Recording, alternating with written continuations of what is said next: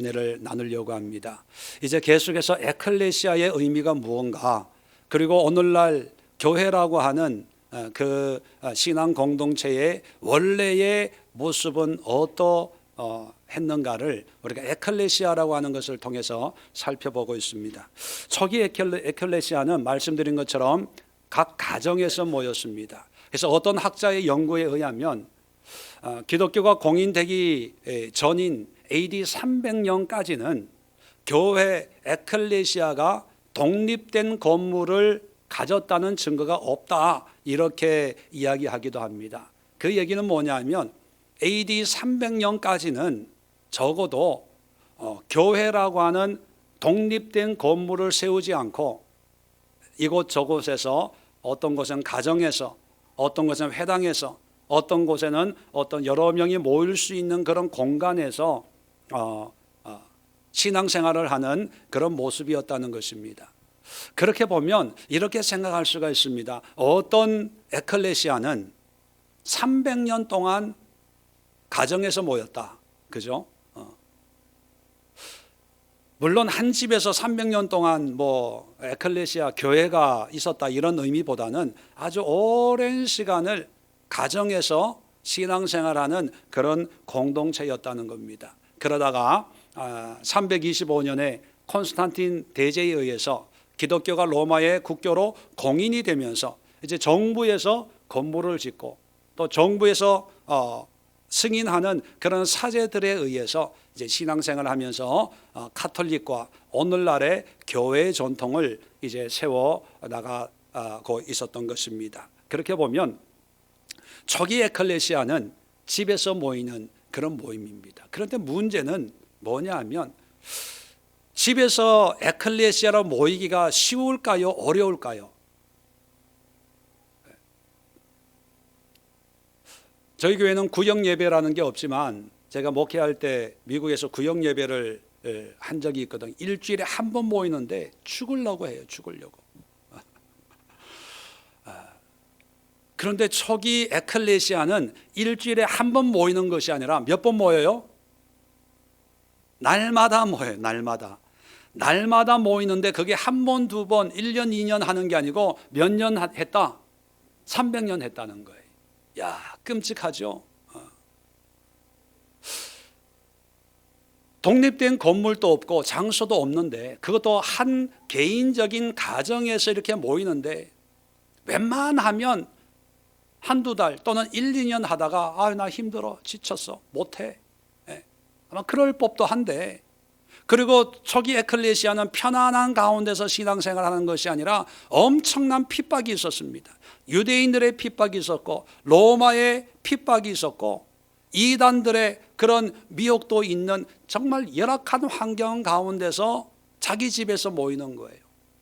그러면 이게 누가 생각해도 이게 얼마 가다가 끝나겠지, 오래 못해, 힘들어, 다 그렇게 할 텐데 이게 적어도 300년이 가고 또 그 에클레시아가 오늘날 2000년을 그 전통을 우리에게 전해주고 있다는 겁니다. 왜 그럴까요? 여러분 가정에 매일 예배 드린다고 하면 여러분 할렐루야 아멘, 주여 드디어 주의 기도가 응답이 됐습니다, 우리 집에서 매일 예배 드리게 됐으니 이게 웬 은혜입니까? 목사님이 매일 우리 집에 온대요. 할렐루야 아멘 할 뿐만 아멘. 야, 이게 이상한 것 같아. 다른 데로 가자. 뭐 그럴 법도 한데 초대교회는 안 그랬다는 거예요. 왜 그랬을까? 그 이유를 한번 살펴보려고 합니다. 처음에는 몇 사람이 모였겠죠. 그런데 이게 1년, 2년 가다 보니까 자기 집에 많은 사람들이 모이게 됩니다.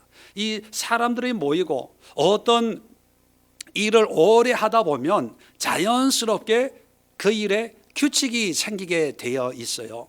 남전도 여전도도 보면 처음에는 그냥 커피 마시자 모이다가 보면 야, 이걸 정기적인 모임을 하자, 그런 얘기가 나오고, 그러면 무슨 요일날 모일 것인지, 몇 시에 모일 것인지, 그럼 모이면 뭘 해야 돼요? 먹어야 되잖아요. 그러면 한 사람이 부담 지지 말고 우리가 10,000원씩 회비를 걷자, 뭐 그런 게 나오잖아요. 회비를 거두면 그 돈을 관리할 사람이 있을 거 아니에요. 그러면 청문회를 세우자. 그리고 몇 번 모이다가 빠지는 사람이 있거든요. 빠지는 사람은 그러면 벌금을 거두자. 뭐 이런 규칙이 생기는 거예요. 이 에클레시아에도 처음에는 없었겠지만 시간이 지나면서 이런 규칙들이 생겨나게 됩니다. 자, 그런 일반적인 규칙을 영어로 뭐라 그러냐면 이코나믹 이렇게 불러요. 이코나믹이라는 영어 단어 뜻이 뭔지 아세요? 죄송합니다. 여러분의 수준을 너무 높게 잡았어요. 이코노믹스라고 하는 말은 경제학, 이코노믹이란 말은 경제라는 뜻이에요. 여러분 좀 이상하지 않아요? 우리가 생각하는 경제라고 하면 무슨 문제예요? 돈 문제잖아요. 돈 문제. 경제가 좋다 안 좋다, 돈이 돈다 안 돈다, 장사가 된다 안 된다, 그런 의미로 경제라고 우리는 그렇게 배웠고 그렇게 이해하고 있습니다. 그런데 원래 이 경제 이코노믹이라는 이 단어는 라틴어에서 나왔고 이 라틴어는 헬라에서 나왔어요. 원래 이 헬라어의 원어는요, 오이코스라는 말과 노모스라는 말이 합쳐져서 오이코노모스가 이코노믹스가 된 거예요. 오이코스라는 말은 집이라는 뜻입니다. 오이코스. 그리고 노모스라는 말은 법, 규칙, 규정이라는 뜻이에요. 그러면 경제라는 원래의 의미는 집에서 일어나는 모든 일들을 해결하는 법칙, 규정이 이코노믹스예요. 그래서 원래 경제라고 하는 것은요, 집안 대소사를 어떻게 해결하고 어떻게 운영하는가에 관한 그런 방법이 이코노믹이에요. 그런데 사회가 이제 발달이 되고 산업화가 되고 학문이 이제 세분화되면서 이 경제라고 하는 큰 덩어리가 이제 먹고 사는 물질에 관한, 돈에 관한 그런 학문으로 세분화가 되다 보니까 오늘날 우리가 알고 있는 그런 경제적인 분야에 관한 그런 일을 하는 학문으로 세분화된 거예요. 원래는 경제라고 하면 집에서 일어나는 모든 일이, 일반적으로 집에서는 어떤 일이 일어날까요? 외식을 할까 말까, 이것도 경제에 관한 거예요. 짜장면을 먹을까, 콩나물밥을 먹을까, 아니면 오늘은 갈비를 먹자 결정하는 것도 경제예요. 자, 놀러 간다, 산으로 갈까 들로 갈까, 이것도 경제예요. 집안에서 누가 싸워요, 그 싸움을 해결하는 것도 경제의 문제예요. 집안 청소를, 오늘 설거지를 남편이 해야 될까, 아내가 해야 될까, 아니면 아들이 해야 될까, 딸이 해야 될까, 노동의 문제, 노동력의 문제도, 노사 문제도 경제예요. 옛날 로마 시대는 종이 있었잖아요. 종과 주인, 노사 문제. 올해 싹은 얼마로 정할까, 이것도 다 경제예요. 집안에 일어나는 모든 일들이 이코노믹스, 오이코노모스였다는 것입니다. 그러면 에클레시아가 집에서 모였어요. 그러면 에클레시아를 하기 위해서 집에서 모일 때 먹는 문제도 생길 것이고 몇 시에 모이냐는 문제도 생길 거 아닙니까? 모이고 나서 친교는 어떻게 할 거냐, 이런 문제도 생길 것이고 여러 가지 문제가 생길 때 그 문제를 성경에서 다 얘기해 주고 있지는 않거든요. 영적인 것만 얘기해 주지 나머지 일반적이고 일상적인 거에 대해서는 오이코스에 모인 사람들이 결정을 해야 돼요. 자, 결정할 때 회의를 할 거예요. 회의를 할 때 어떤 이름을 붙이겠습니까? 자, 오늘 오이코스 예배 마치고 난 뒤에 경제에 관한 의논을 하니까 임원들은 모이십시오, 이렇게 얘기를 했다는 거예요. 그러면 사람들은 그래요, 오늘 청소 당번 정하고 친교 당번 정하고 몇 시에 모일지 정하고, 이런 다양한 그 오이코스에 일어나는 일들을 의논하고 결정한다는 것이 그냥 일반화된 그런 상식이었다는 거죠. 자, 그러면 여러분, 제가 에클레시아의 경제학이라고 제목을 지었는데 이것은 돈의 문제가 아닙니다.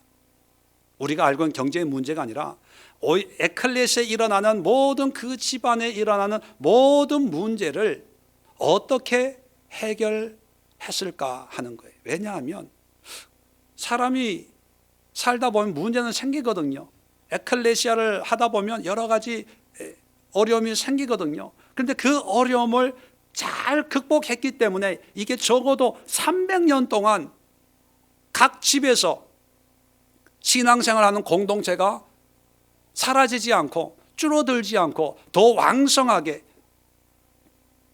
각 지역마다 이런 에클레시아가 생겨날 수가 있었거든요. 한번 생각해 보세요.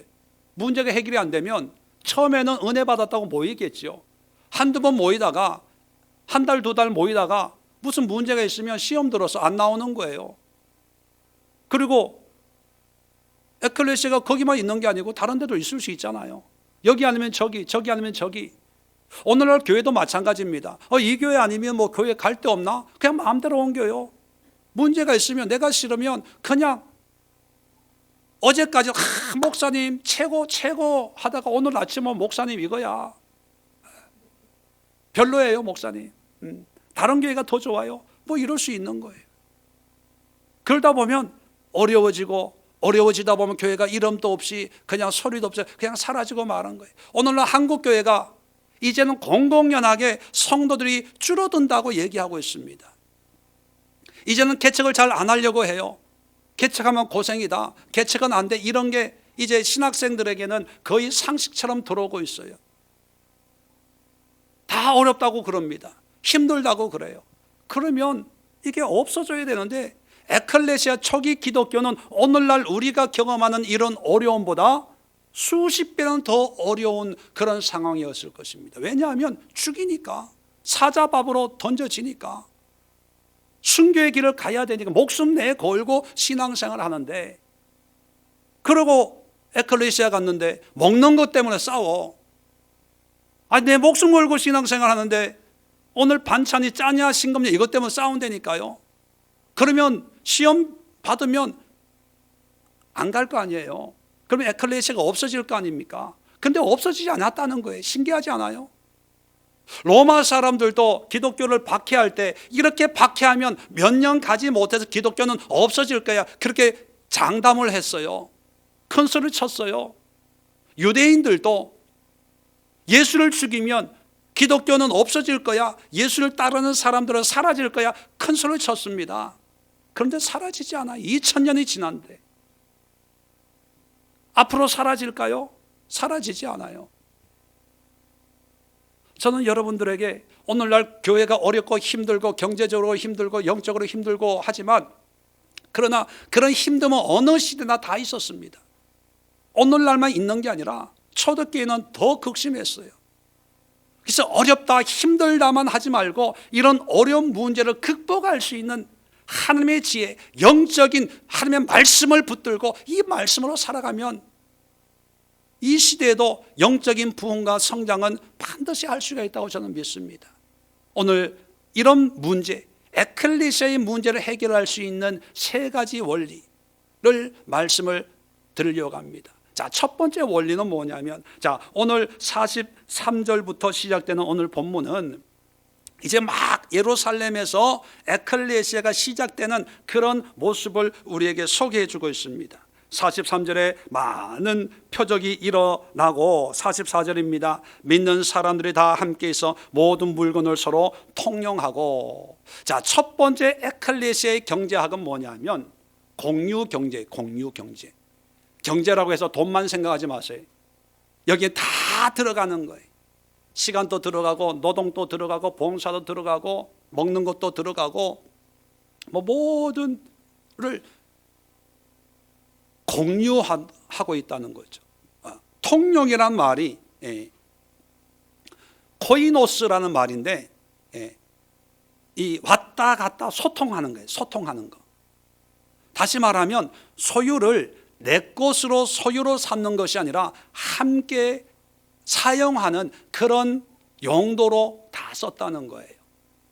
집을 가지고 있는 분이 이제 에클레시아를 우리 집에서 합니다라고 하면 그 집을 내 집이지만 에클레시아를 할 때는 모든 사람이 함께 내 집처럼 쓸 수 있는 그런 장소로 제공을 했다는 거예요. 또 중요한 것은 그 집에 가는 사람은 그냥 아무개 집인데 에클레시아 하니까 이것은 내 집이야 그렇게 생각했을까요? 네, 그렇게 생각했어요. 그게 공유니까. 자, 그런데 초기 에클레시아 사람들은요, 집을 제공하면 이 집이 아무개 집인데 에클레시아니까 이 집도 내 집이야 라고 생각을 했지만, 또 하나 자기가 가지고 있는 것도 공유했다는 거예요. 경제 역사를 보면요, 소유 경제는 항상 자본주의를 만들었어요. 가지려고 하고 뺏으려고 하고 더 좋은 걸 가지려고 하고 더 많은 걸 가지려고 하고, 반대로 분배, 많이 가지고 있으니까 내가 쓸 수도 있어, 나에게 줘야 돼, 나를 도와줘, 이 분배를 강조하는 사람은 사회주의가 됐어요. 공산주의. 그런데 자유주의나 사회주의가 성경적일까요? 아니에요. 성경에 말하는 것은 공산주의도 아니고 다 나눠 쓰자 이런 개념도 아니고 다 내 것이야, 내가 가져야 돼, 그런 자본주의도 아닙니다. 성경에서 말하는 어떤 경제관은요, 공유예요. 공유. 주인은 누구예요? 하나님이고, 하나님이 주셨으면 그것을 하나님의 주인의식을 가지고 함께 누리는 거예요. 그런데 이렇게 얘기하면 꼭 이런 생각을 가지고 있는 사람이 있어요. 자, 그러니까 당신은 부자니까 당신의 물질을 우리한테 나눠줘야 돼, 이렇게 요구하는 사람이 있어요. 이런 사람은요, 공산주의자예요. 공산주의가 그렇거든요. 그런데 공유 경제라고 하는 것은 집이 있는 사람은 집을 내놓고, 물질이 있는 사람은 물질을 내놓고, 집도 없고 물질도 없으면 내가 노동력이 있으니까 나의 노동력을 내줄게, 다 십시일반 자기가 가지고 있는 것으로 참여하고 동참하는 그런 경제라는 거예요. 저 사람은 물질이 있으니까 물질을 내놨다면 나는 시간이 많으니까 몸으로 봉사할게, 나는 몸이 아프니까 기도로 섬김으로 봉사할게, 그냥 아무것도 안 하고 그냥 달라고 하는 것이 아니라 내가 가지고 있는 것으로 거기에 참여하는 거예요. 참여하는 거. 자, 42절에 보면, 사도행전 2장 42절에 보면 그들이 사도의 가르침을 받아 서로 교제하고, 교제라고 하는 이 원어가 코이노니아라는 단어예요. 코이노니아 뜻 아시죠? 친교하고 교제하고 사귀는 거예요. 소통하는 거예요. 코이노니아라는 말과 또 오늘 통용이라는 말은 코이노스, 서로 왕래하고 왔다 갔다 하는 거예요. 왔다 갔다. 오기만 하는 게 아니라는 거예요. 내가 받았으면 내게 있는 것으로 또 주는 거예요. 자, 그래서 로마서 15장을 보십시오. 로마서 15장. 바울이 로마 교인들에게 마게도니아 사람들이 예루살렘이 지금 흉년이 들어서 어려운 지경에 놓여 있다는 소식을 듣고 헌금을 했다는 얘기를 하고 있어요. 자, 로마서 15장 25절에 이제는 내가 성도를 섬기는 일로 예루살렘에 가노니, 자, 흉년 때문에 이제 구제하러 가는 거예요. 26절에 이는 마게도니아와 아가야 사람들이 예루살렘 성도 중 가난한 자를 위하여 기쁘게 얼마를 연보하였음이라. 자, 이 연보가 뭡니까? 헌금했다는 거예요. 근데 원어를 찾아보면요, 이 연보라는 원어가 코이노니아예요. 교제했다는 거예요. 그러면 물론 물질을 예루살렘 교회에 헌금을 한 거예요. 근데 그 헌금을 그냥 헌금, 후원 그렇게 표현하지 않고 코이노니아라고 표현했다는 거죠. 그 의미는 뭡니까? 서로 왔다 갔다 하는 거예요. 주거니 받거니 일방적으로 돈만 주는 게 아니라 지금 너희가 어려우니까 내가 가지고 있는, 우리 교회가 가지고 있는 재정으로 너희를 도와줄 테니까 너희 예루살렘 교회는 예루살렘 교회가 가지고 있는 것으로 우리를 도와줘. 그 다음에 읽어보면 바울이 그런 얘기를 해요. 영적인 것을 우리가 받았으니까 물질적인 것으로 후원하는 건 당연한 게 아니냐, 이렇게 소통하는 거예요. 일방적으로 도와주세요 하는 게 아니고, 도움을 받아요, 돈 받지 말라는 게 아니에요. 그러면 내가 있는 것으로 또 도와주고 섬기, 이게 공유 경제예요. 오늘날 공유는 뭐냐면 렌탈 개념을 가지고 있어요. 렌탈. 물건 하나 사면 내가 소유하는 게 아니라 이 사람도 한 달 빌려 쓰고 저 사람도 빌려 쓰고, 그런 공유의 의미가 아니라 하나님이 주인이시고 그 주인이신 하나님이 나에게 맡겼으니까 내가 집이 있으면 집을 함께 나눠요.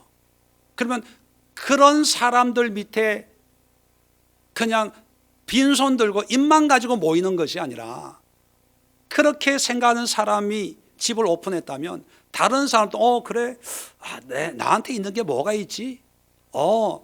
먹다 남은 반찬이 좀 있지. 그 반찬을 또 가지고 가는 거예요. 저 사람은 뭐 예배 마치고 먹을 과일이 있으니까 과일을 가지고 오고, 저 사람은 또 다른 걸 가지고 오고, 또 어떤 사람은 정말 아무것도 없어요. 그러면 나는 가서 설거지를 해야 되겠다, 노동력으로. 그러니까 많은 사람들이 오랜 시간을 어떤 집에서 모이다 보니까 자체적으로 함께 나누고 함께 통용하고 함께 누리는 이런 에클레시아의 경제관이 채워지다 보니까 그 핍박 속에서도 이 교회가 오랫동안 지속이 될 수 있었다는 거예요. 그런데 불행한 것은 언제 불행해졌냐면, 콘스탄틴 대제가 기독교를 공인하면서부터 이젠 집에 모이는 게 아니라 어디에 모여요? 큰 멋있는 건물에 모이는 거예요. 그 건물은 모든 걸 다 해주는 거예요. 정부에서 사제에게 월급도 주고 먹을 것도 주고 인정도 해주니까 이제 뭐만 가지고 나오면 돼요? 입만 가지고 나오면 돼. 입만. 그게 습관이 되다 보니까 이제 그 다음부터는 요구를 해요. 요구를. 왜 안 해주냐는 거예요. 이런 것도 해주고 저런 것도 해주고, 정부에게 요구하라는 거예요. 그러면 정부가 해준다는 거예요. 그러니까 정부가 요구하는 거 다 해줬어요.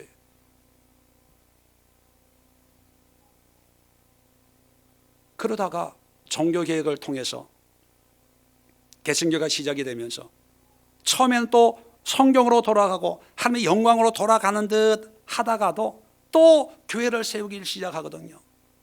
그 교회에서 다 섬기고 나누고, 왜 성경에 분명히 나누고 섬기라고 했거든요. 그런데 그 나눔과 섬김이 또 익숙해지는 거예요. 왜 안 주냐요? 왜 안 해주냐요? 내가 이렇게 힘든데 어려운데. 해야죠. 그런데 일방적인 것이 아니라 상호 쌍방이에요. 이게 공유예요. 창세기 보면 1장 28절에 하나님이 인간을 만드는 거 복을 줘요. 뭐라고 복을 줍니까? 생육하고 번성하고 땅에 충만하라, 그렇게 얘기해요. 한번 상상을 해보십시오. 아이를 많이 놓으라는 거예요. 제가 어릴 때 한 30년 전에, 40년도 더 됐겠네요. 그때 산하 제한 포스터가 있었어요. 그때 산하 제한 포스터가 뭐였냐면, 지금도 기억나는데, 지구가 있는데 거기서 사람들이 많아가지고 지구 밑으로 이렇게 사람이 이렇게 떨어지는 그림이 있었어요. 애 많이 놓으면, 인구 많아지면 다 망한다고 그랬어요. 그런데 하나님은 산하 제한 하지 말고 많이 놓으래요. 그럼 인구 폭발, 그때 슬로건이 인구 폭발 뭐 이런 표도 막 붙였고 그랬거든요. 그러면 인구 폭발되면 다 죽자는 거예요. 그게 하나님이 주신 우리 사람들에게 준 복일까요? 하나님의 경제관은요, 사람이 아무리 많아도 자원은 제한되어 있잖아요. 지구라는 제한되어 있어도 이것을 함께 공유하면 너희들이 얼마나 시집 장가 가지고 많이 놓든지 다 먹고 살 수 있어. 뭐만 하면, 함께 공유하면. 그러니까 지금 하나 놓고 또 결혼해도 안 놓잖아요. 왜냐하면 공유 경제관이 이 세상이 아니기 때문에, 소유 경제이기 때문에. 그래서 내가 소유한 게 없으면 애도 마음대로 못 낳아요. 결혼도 마음대로 못 해요. 그러니까 어떻게 하든지 소유하려고 그러는 거예요. 모든 것을 소유의 개념으로 보는 거예요. 이제 교회도 소유의 이익의 개념으로 봐요. 이익의 개념, 장사의 개념으로 봐요. 먹고 살기 위한 수단을 본다고요. 이민 목회를 하다 보면 참 마음 아픈 일들이 많아요. 한 3,000명, 4,000명 되는 교회에서 신앙생활을 쭉 했는데요, 별의별 사람들 다 모여요. 장사하러. 이렇게 돼버렸어요. 이제 서로 속이고 속는 거예요. 저도 2번 사기 맞았어요. 교회 집사님한테. 이제 교회 안에서 이제 죽이지 않으면 내가 죽는다, 이런 생각을 하는 것 같아요. 이게 변질입니다. 이게 타락한 거예요. 초기 에클레시아는 요구하지 않아요. 원하지 않아요. 그저 내게 있는 것을 받은 은혜에 감사해서 뭐를 내놓을까? 땅을 팔아서, 소유를 팔아서 나눠줬다는데, 목회자가 여러분 땅을 팔아야 복 받습니다. 집을 팔아야 구원이 있습니다. 교회가 이렇게 어려운데 여러분 잠이 옵니까? 집 파세요, 이렇게 설교했을까요? 재정에 대해서는 얘기할 필요가 없어요. 그래서 신약에는 11조 헌금 얘기가 안 나오는 거예요. 왜요? 목숨 또 드리는데 뭐 돈이 무슨 문제겠어요? 하나님 앞에 내가 드릴 게 없나? 서로 가지고 나오려고 하고, 서로 헌신하려고 하고, 서로 공유하려고 하는데 거기에 무슨 설교를 할 필요가 있겠어요? 오히려 하지 말라는 거예요. 하지 말라는. 근데 오늘 난 거꾸로 됐어요. 헌금하라고 난리를 쳐요. 그건 뭐냐면 그만큼 성경적인 본질에서 벗어난 거예요. 여러분, 공유 경제라고 하는 것은 함께 나누는 거예요. 내게 있는 것으로 서로, 그게 무엇이든지 간에, 사람들이 그것을 어떻게 보든지 간에 받은 은혜에 대한 감사함으로 주님 앞에 성도들 섬기려고 할 때, 그런 에클레시아가 핍박 속에서도 300년을 지나간 거예요. 그렇지 않으면요, 보십시오. 엄청난 건물을 세운 이 시대의 교회가 300년이 아니라 30년, 한 세대가 끝나면 위태위태해요. 어떤 유명한 목사님 얘기를 들었습니다. 가까이 있는 분에게. 그분이 은퇴하셨어요. 후임 목사가 세워졌어요. 그 후임 목사가 뭐라 그런지 아세요? 위험하대. 그래서 뭐가 위험하냐 물어보니까 재정이 위험하대요. 그 원로 목사님이 설교를 하면 재정이 늘어난대요. 그 목사님이 외국에 가면 재정이 줄어든대요. 비상시국이래. 지금 아프리카 가 계시거든요. 그 목사님이 안 계시면 헌금을 안 한다는 거예요. 웃기지 않아요? 그게 현 교회의 주소입니다. 2번째 우리가 살펴봐야 될 말씀은 자족 경제라고 말씀드리고 싶어요. 자족 경제. 여기서 제가 이 단어를, 합당한 단어를 고민하다가 별 수 없어, 이 가방끈이 짧다 보니까 자족이라는 말을 썼는데, 이 자족의 의미부터 분명히 하고 말씀을 드려야 될 것 같아요. 일반적인 자족은 뭐예요? 그냥 있는 거에 만족하는 거예요. 그죠? 돈이 100원 있어도 만족하고 1,000원 있어도 만족하고, 그걸 우리가 자족이라고 말하는데, 제가 말하는 이 자족, 성경적인 자족은 그런 자족이 아니고, 내가 믿음으로 충분히 헌신하고 수고하고 애를 쓴 그 결과에 대해서 자족하는 거예요. 무슨 의미인지 아시겠죠? 한 번 더 말씀을 드리면, 내가 믿음의 은혜를 가지고 하나님 앞에 내가 열심히 최대한 할 수 있는 만큼 봉사를 했어요. 그런데 그 봉사를 통해서 남들이 알아주든 알아주지 않든 그 결과에 상관없이 내가 하나님의 은혜 가운데 열심히 한 것으로 나는 만족하고 기뻐하고 감사하는 그런 경제라는 거예요. 예를 들면 어떤 사람은 집을 내놨는데 나는 집이 없거든요. 돈 10,000원이 있어. 그 10,000원을 에클레시아에 가서 헌금을 했어요. 또는 뭐 음식 준비를 했어요. 그런데 남들이 그 음식을 보고 야, 뭐 이렇게 짜냐? 뭐 이렇게 싱겁냐? 반찬은 이거밖에 안 돼? 그런다고 가정을 합시다. 그러면 이 봉사한 분은 기분이 좋아요, 안 좋아요? 안 좋죠. 예, 우리니까 안 좋은 거예요.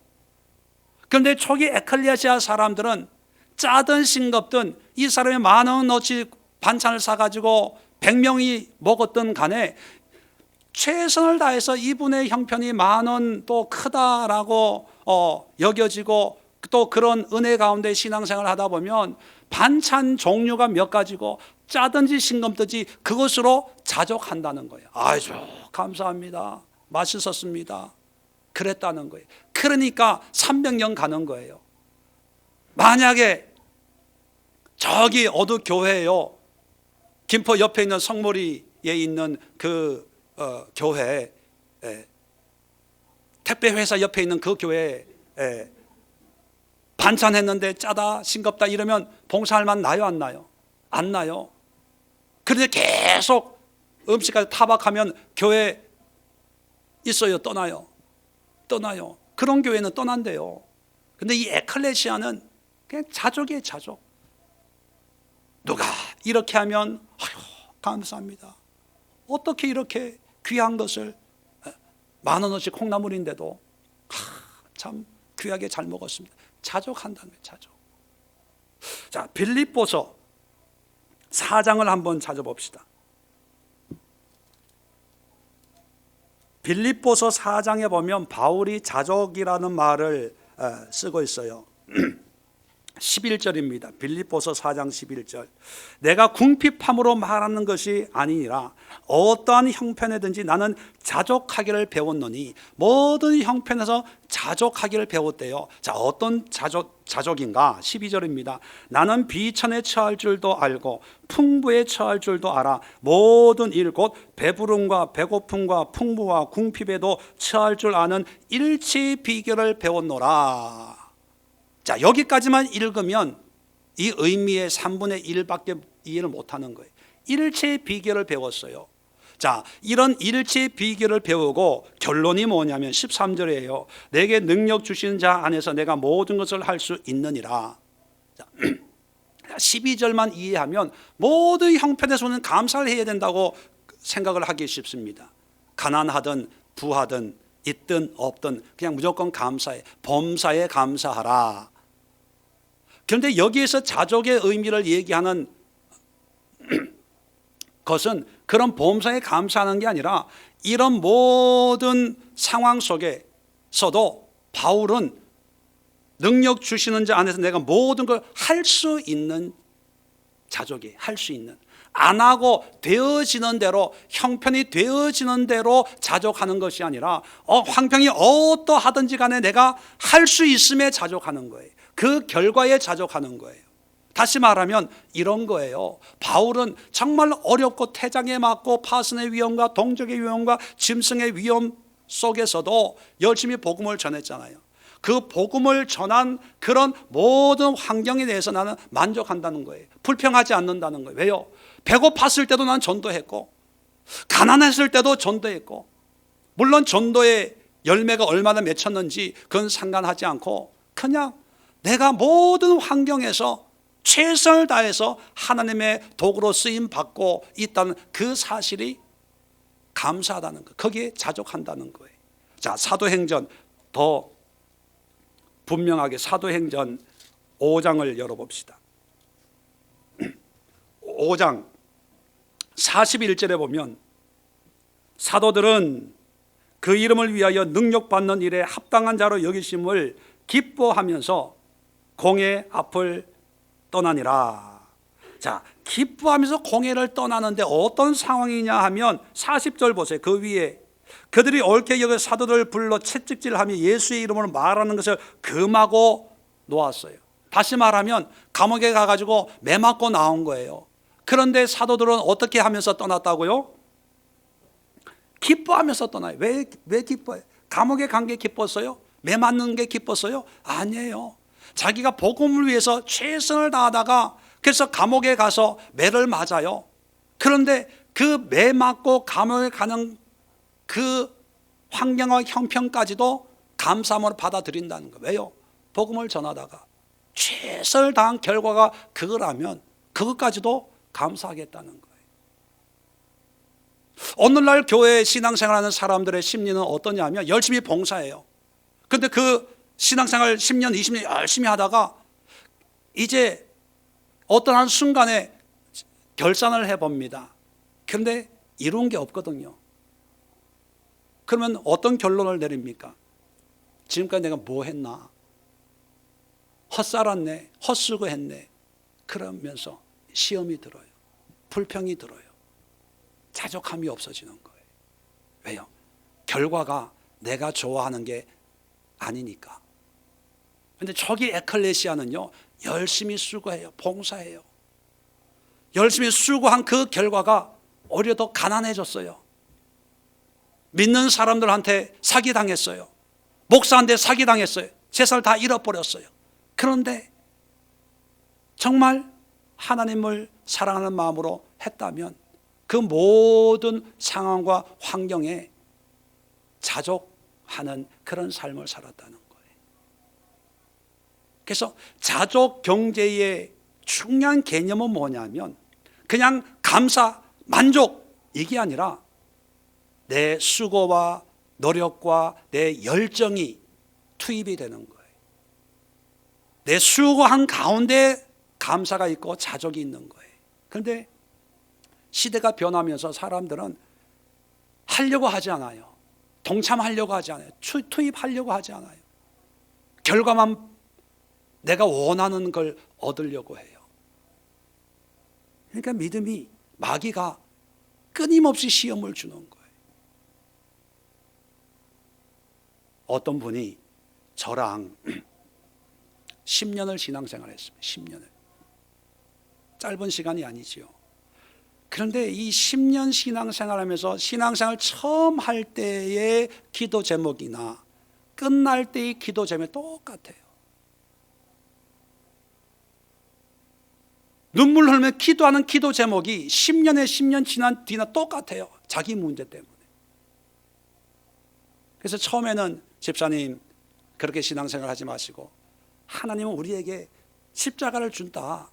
그 십자가는 해결해야 될 십자가도 있지만 치고 가야 될 십자가도 있다. 그 문제를 치고 주님을 따라야 된다. 내 문제에 매이지 마라. 내려놔라. 내려놓고 주의 일을 해라. 봉사해라. 섬겨라. 다른 사람을 위해서 기도해라. 근데 안 돼. 10년 동안. 그래서 처음에 몇 번 얘기하다가 놔뒀어요. 놔두고 10년 지난 뒤에 이제 교회를 옮기겠대요. 그러시라고. 그래서 축복기도 해주고. 그리고 내가 얘기했어요. 집사님, 다른 교회 옮기면 그 교회 가서 내 문제는 내려놓고 그 교회를 위해서 기도하고 그 교회 사람들을 섬기고 그 교회 가서는 제일 먼저 주방에 가서 주방 봉사해라.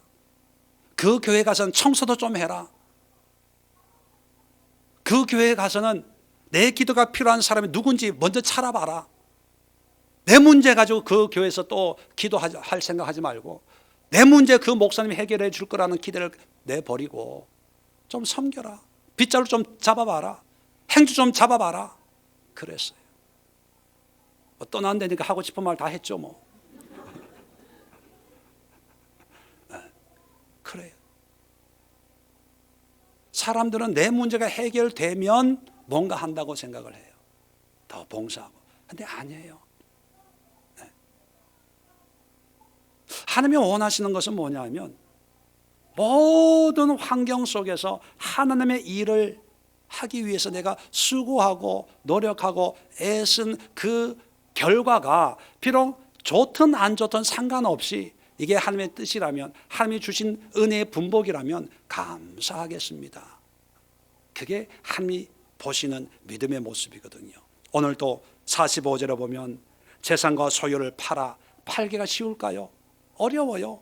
어려워도 내가 노력하고 수고하고 나의 귀한 것을 내어 놓는 거예요. 각 사람의 필요를 따라 나눠주고 나눠주는 거, 이거 쉬울까요? 자기도 어려운데, 이제 자기도 집이 없어요. 땅도 없어요. 그런데도 나누는 거예요. 내 수고와 내 사랑과 정성이 다른 사람에게 전달되는 거예요. 자, 46절에 보면 성전에 모이기를 힘쓰고, 지금 핍박받고 있는데 성전에 가기가 쉬울까요? 어려워요. 어려워도 내가 수고하는 거예요. 그 결과에 대해서 우리가 감사하고 자족하는 거지. 우리는 이런 걸 안 하려고 그래요. 팔아도 네가 팔아라. 네가 가라 하와이. 나눠줘도 네 걸, 내가 더 가난해, 내가 더 필요해.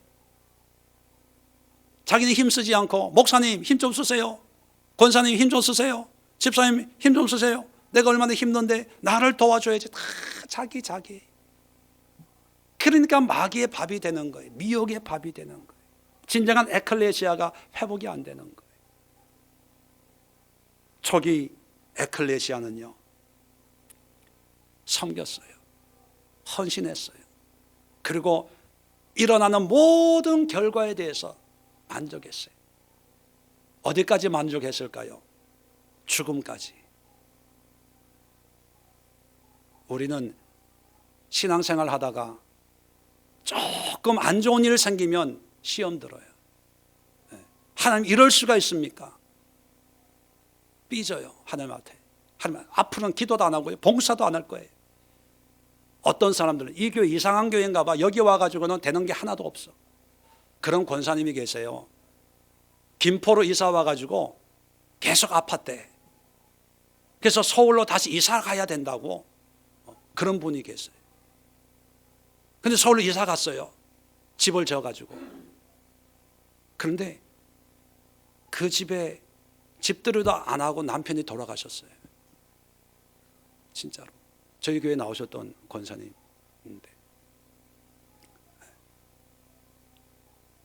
여러분, 환경으로 판단하지 마세요. 내가 믿음으로 살았다면 망해도 감사한 거예요. 그런 믿음으로 에클레시아가 세워지니까 300년을 흔들리지 않고 핍박하는 로마를 오히려 뒤집어 엎은 거예요.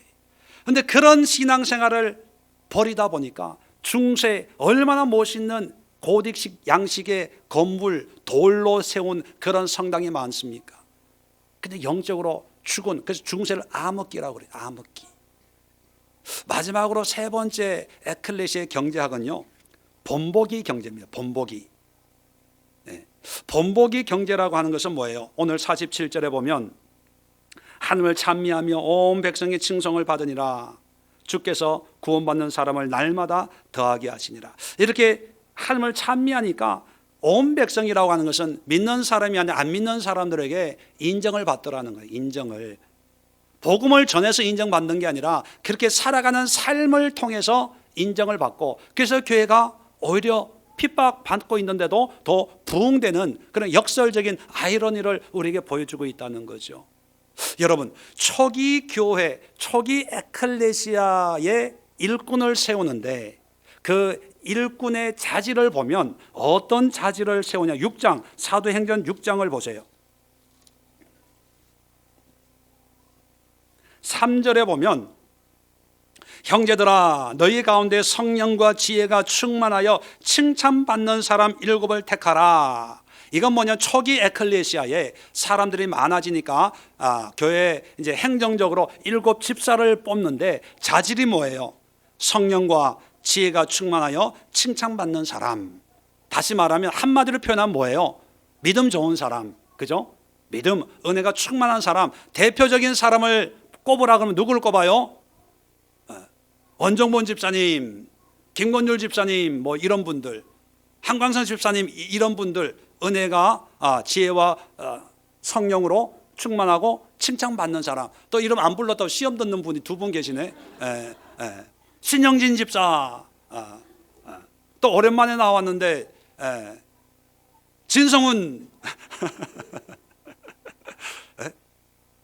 초기에는 은혜가 믿음이 좋은 성령 충만한 사람을 집사로 뽑아가지고 했어요. 자, 그런데 시간이 좀 흘러가요.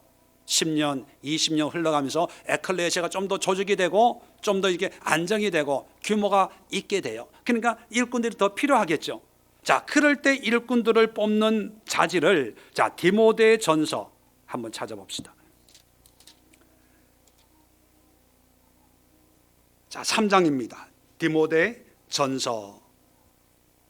자, 처음에는 성령과 지혜와 칭찬받는 사람 이랬는데, 자, 3장 2절에 보니까 감독이라고 하는 것은 오늘날의 장로님이나 목사님 정도 되는 지도자의 말씀을 전하는 그런 감독의 자질을, 감독은 책망할 것이 없으며 한 아내의 남편이 되며 절제하며 신중하며 단정하며 나그네를 대접하며 가르치기를 잘하며, 이렇게 자질을 얘기하고 있어요. 자, 그 다음에 3장 12절을 보면 12절을 보면 집사님들을 얘기해요. 집사의 자격. 아까는 집사가 어땠어요? 지혜와 성령이 충만한 사람 그랬는데, 여기 보니까 한 아내의 남편이 되어 자녀와 자기 집을 잘 다스리는 자일지니. 물론 기본적으로 믿음은 보겠죠. 그런데 시간이 지나다 보니까 다른 자질들이 추가가 돼요. 자, 또 한 군데 찾아볼까요? 디모데전서 5장 5절로부터 10절까지. 자, 참 과부, 여러 이제 어려운 사람들이 있는데 존경할 만한 그런 과부의 자질을 이렇게 얘기합니다. 8절에 누구든지 자기 친족, 특히 자기 가족을 돌보지 아니하면 믿음을 배반한 자요 불신자보다 더 악한 자니라 라고 하면서 과부의 명부를 올릴 자격을 10절에 선한 행실의 증거가 있어 혹 자녀를 양육하며 혹 나그네를 대접하며 혹 성도들의 발을 씻으며 혹 환난 당한 자들을 구제하며 혹 모든 선한 일을 행하는 자라야 할 것이요. 자, 여기도 자질 가운데 특별한 자질이 언급이 되고 있어요. 이따가 공통적인 자질을 제가 말씀을 드리려고 합니다. 자, 디모데 전서만 있는 게 아니라 뒤로 가면 디모데 후서 뒤에 디도서라고 있어요. 디도에게도 그레테라고 하는 곳에 목회자로 파송을 하면서 이제 일꾼들을 세우는 자질을 이야기합니다. 1장 5절 6절을 보세요. 5절 끝에 각성의 장로들을 세우려 함이니. 자, 장로의 자질을 이렇게 얘기해요. 6절에 책망할 것이 없고 한 아내의 남편이며 방탕하다는 비난을 받거나 불순종하는 일이 없는 믿는 자녀를 둔 자라야 할지니라. 믿는 자녀. 또 7절에는 감독입니다.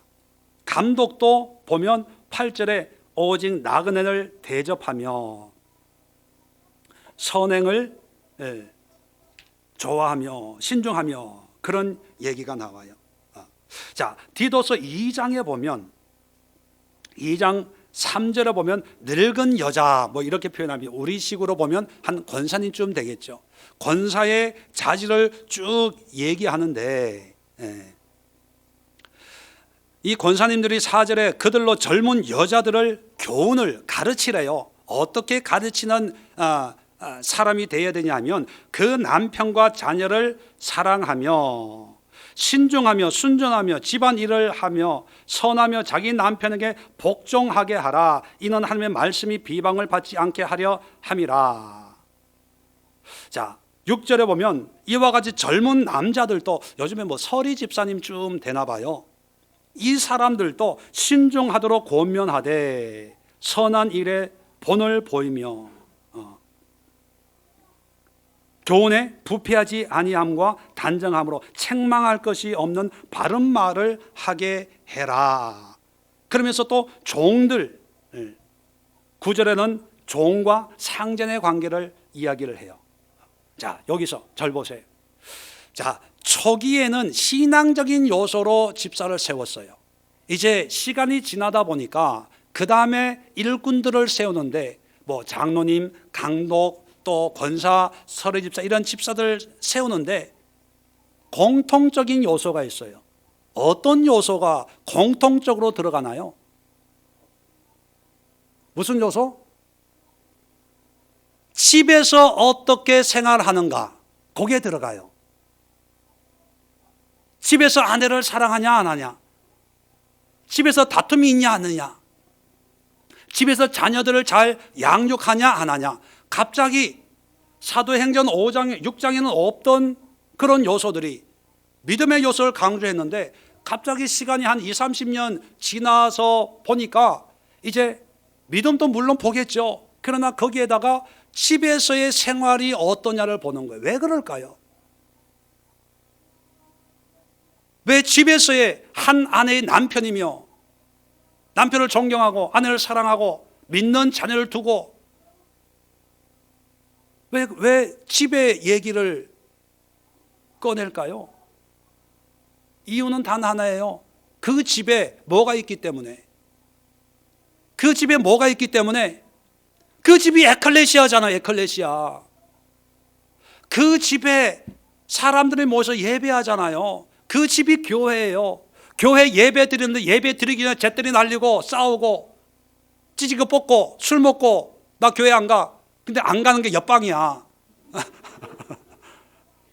술 먹고 술 취해가 술 냄새 풍기면서 할렐루야 아멘 그러고 있으면 덕이 돼요 안 돼요? 안 돼요. 안 돼. 처음에는 믿음을 강조해서 믿음의 성령 충만하냐 안 하냐 이걸로 세웠는데 그런데 각 집마다 에클레시아를 하다 보니까 문제가 기가 막힌 게 이게 난리가 아닌 거예요. 은혜는 받았다고 하지만 이제 싸우기 시작하고 예배 드리러 갔는데 아내는 눈에 멍이 이렇게 들고 계란 마사지 하면서 나오고 오셨어요 할렐루야 아멘 그러고 있고 남편은 건너방에 술 먹고 있고 자녀들은 게임하고 오락하고 그러고 있고 난리가 아닌 거예요. 그러니까 야 이래서는 안 되겠다라고 해서 가정에서 어떤 삶을 살고 있는지 이것도 중요하구나. 왜냐하면 덕이 안 되니까 본이 안 되니까. 그래서 술 먹으면 안 돼. 싸우면 안 돼. 부부간에 평안해야 돼. 그 가정의 자녀도 바르게 믿음 생활을 해야 돼. 왜냐하면 에클레시아로 모였는데 애들이 친구들 불러다 고스톱 치고 있어. 은혜가 됩니까? 안 되잖아요.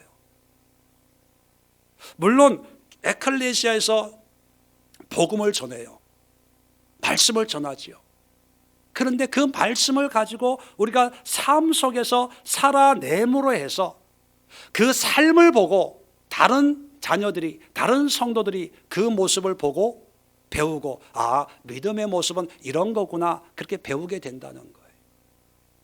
그렇게 보면 초기 목사, 장로, 권사, 집사, 안수집사 모든 지도자들은요 가정이든 에클레시아에서든 뭐냐면 자기 신앙에 대한 자기 책임을 가지고 다른 사람의 본이 돼야 돼요. 본이 되는데 본보기 경제라고 하는 것은 그 에클레시아에서 일어나는 모든 범사의 범이 되어야 된다는 거예요. 그 가정의 오이코스노미아, 가정에 일어나는 모든 일들, 문제이든지 봉사일인지 모든 행사에서 본이 되는 그런 삶을 살 준비가 되어 있어야 되는 거예요. 그래서 그런 지도자들을 보고 자녀들이 또는 아이들이, 청년들이 믿음을 보는 거예요. 자, 초기 에클레시아는 이런 본을 잘 보였을까요? 자기 하고 싶은 대로 했을까요? 네, 잘 보였어요. 그러니까 안 믿는 사람들도 이렇게 신앙생활하는 모습을 보고 교회 나오기 시작해서 날마다 믿는 자의 수가 더해졌다고 말씀하고 있거든요. 근데 반대로 보면 오늘날 교회의 모습을 보면 예수님한테 시험 받아서 교회를 떠날까요? 사람한테 시험 받아서 교회를 떠날까요? 거의 99.9%는 사람한테 떠나요. 물론 떠난다는 그것이 우리가 다 잘못했기 때문이다 그런 얘기를 하는 게 아닙니다.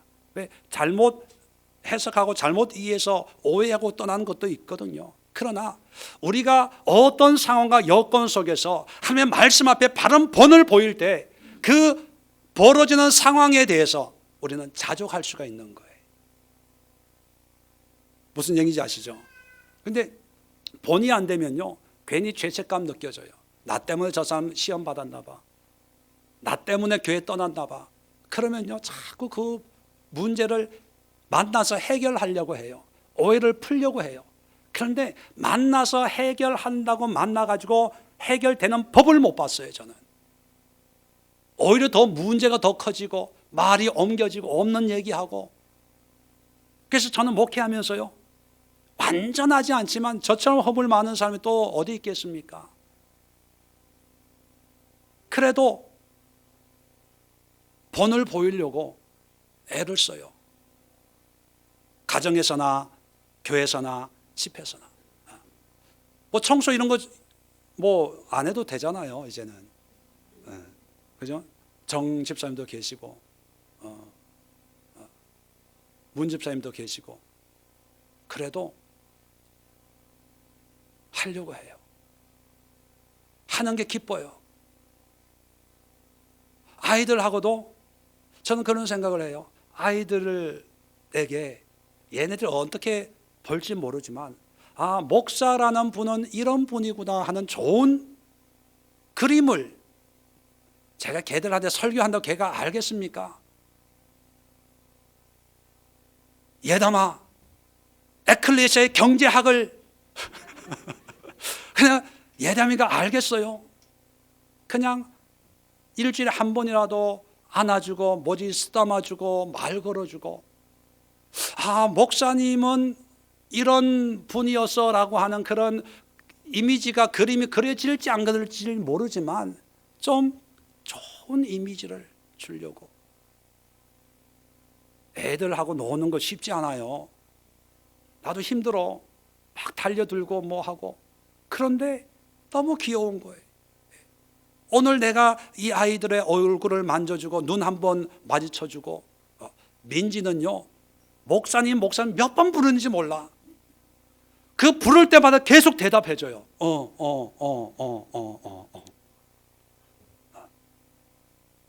요즘은 좀 안 부르더라고. 그래서 사랑이 식었나.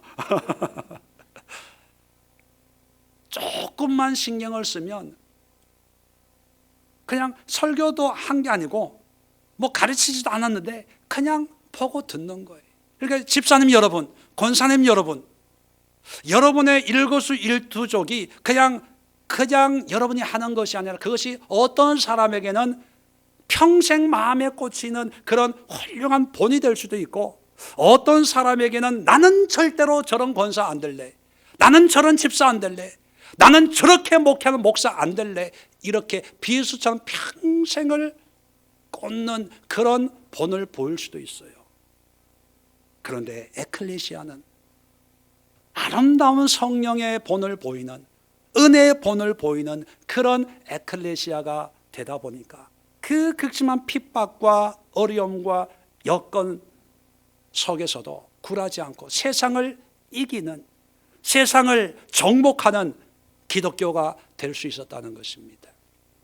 우리 예수교회를 통해서 이 시대 마지막 때에 영적인 회복을 위해서 우리가 기도하고 헌신하고 나아갈 때 적어도 우리 신앙 공동체만큼은 여러분의 마음과 여러분의 가정과 함께 모여있는 이 예수의 교회, 이 에클레시아가 진정한 하나님의 가치로 무장해서 이 시대의 흐름과 이 시대의 만몬과 이 시대의 물질과 이 시대의 돈과 이 시대의 명예와 이 시대의 그런 권세와 싸워서 하나님의 영광을 드러내는 그런 신앙의 공동체가 되어야 되지 않을까, 여러분들에게 다시 한번 도전을 주고 권면을 드립니다. 기도하겠습니다. 좋으신 하나님